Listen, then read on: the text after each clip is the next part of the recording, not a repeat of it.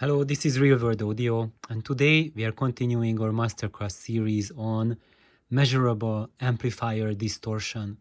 And this, I hope, will be a short video, and it will present you a very crucial aspect of distortion, and that is the nature of distortion. So when you are reading about things like total harmonic distortion, intermodulating distortion, IMD and THD, then these are just one part of the story. So these are additive distortions. So it means that it's alterations, changes that your amplifier does to the signal it receives.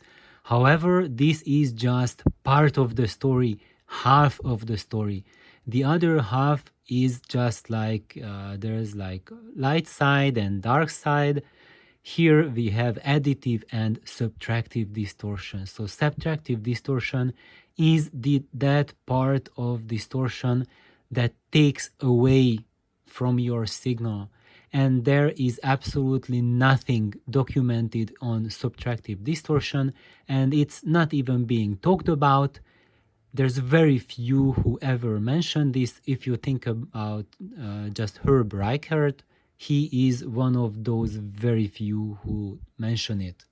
And here I'm going to show you something which will shed a little bit more light on the nature and effect of subtractive distortion. And here, this is where we are. So we are continuing reviewing the NAD class D amplifier and looking at the Yamamoto A08, and we are looking at their published THD total harmonic distortion spectra. And here we go.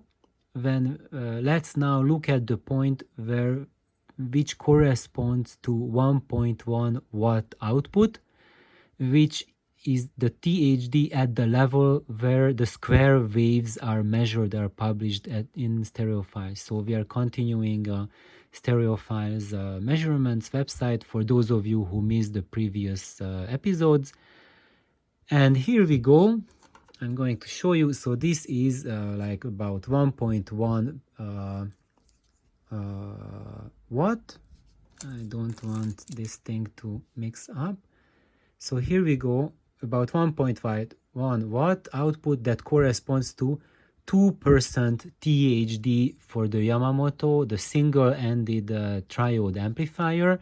So we are measuring 2% of THD, and for the same output, 1.1 watt, we are measuring about 0.0015% THD for the NAD amplifier for those square waves which were published. So if we just go back here, so right here, when they measure the square wave at that level, we are supposed to, the signal contains about 1,000 times less THD than 1%.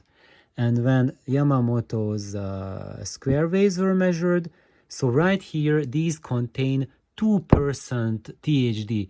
Now, here's the thing, and here's one thing which makes this totally non-coherent, because these waves should look like perfect squares if there's no THD, there's no distortion. And if we add a tiny bit of distortion, like here, about 1,000 times less than 1%. So here we are getting 1,000 times less distortion than here. And what we see is the exact opposite. So here we have still, even with those 2% THD, we have almost perfect square waves. And here, with the virtually non-existent THD, we have something which barely resembles a square wave, which is really, really poor square wave. So what on earth is going on? So this is what's going on.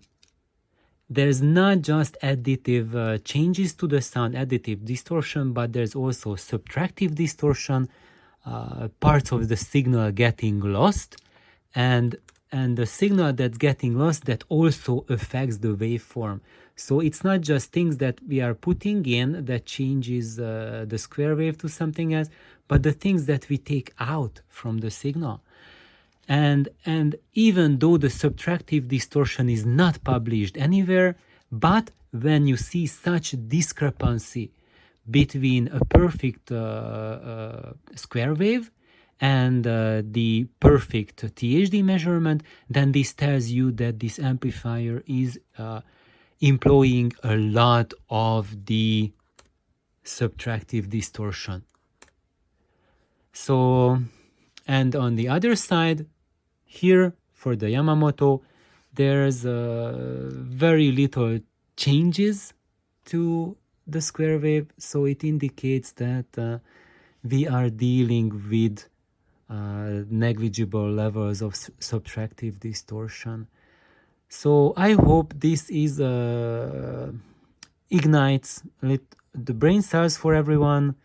Of course, the situation is not so complex, and we cannot attribute everything to additive and subtractive distortion, but this is really where it boils down to, that if there is no distortion, you have a perfect square wave.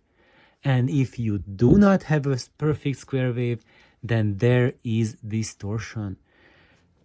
I suspect that in the case of this amplifier, the distortion spectrum is not just random, but sculpted. So the engineers for NAD, they I think they also did engineering to deliberately shape the response like this, and this is done to quite a bit of degree for audio amplifiers.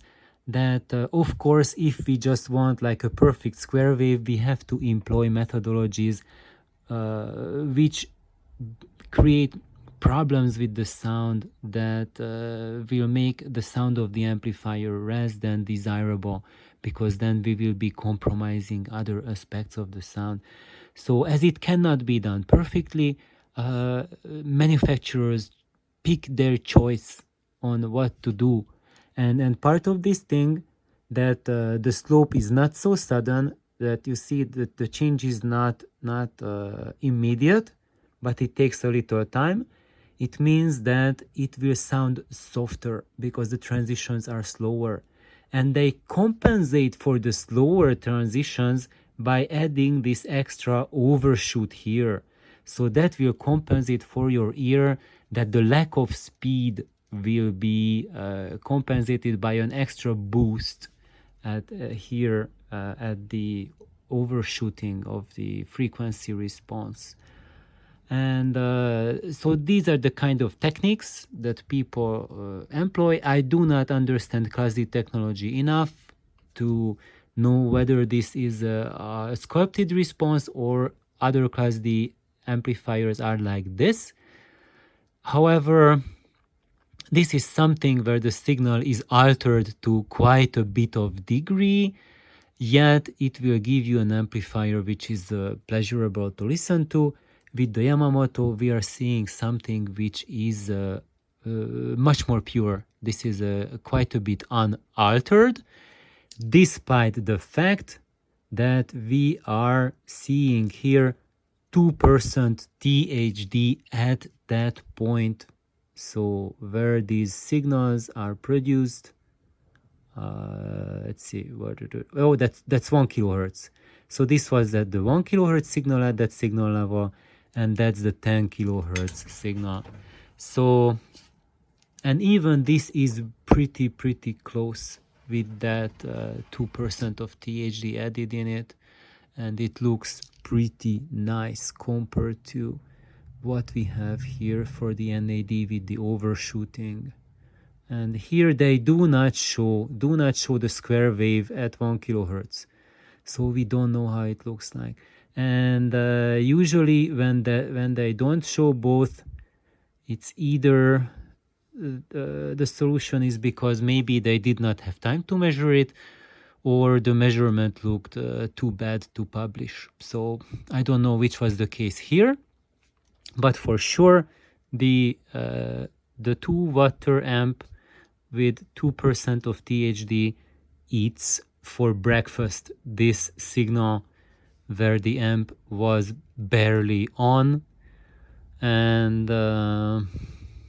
this looks like many percent of THD, like orders of magnitude greater THD would produce such a distortion versus this. So I hope I got everyone's brain cells fired up and working, and just think about that when you read numbers such as 0.0005% THD. Most likely that really means nothing if the square wave response doesn't substantiate it. You do not see something that resembles like this. So if you have 0.005% THD published and the square wave response looks like this, then you can believe it, that the amp does that little alteration to the signal that it receives. But if they give you figures like 0.005% THD and you get ringing and alterations like this, then there's something else going on, either subtractive distortion or other types of additive distortion which are unmeasurable by harmonic calculations, because THD means total harmonic distortion. But amplifiers have more types of distortion than harmonic distortion, and if it's not harmonic, then it's not going to show up in the THD measurement, but it's going to show up in your square wave response. So thank you for tuning in. Please like, subscribe, and learn.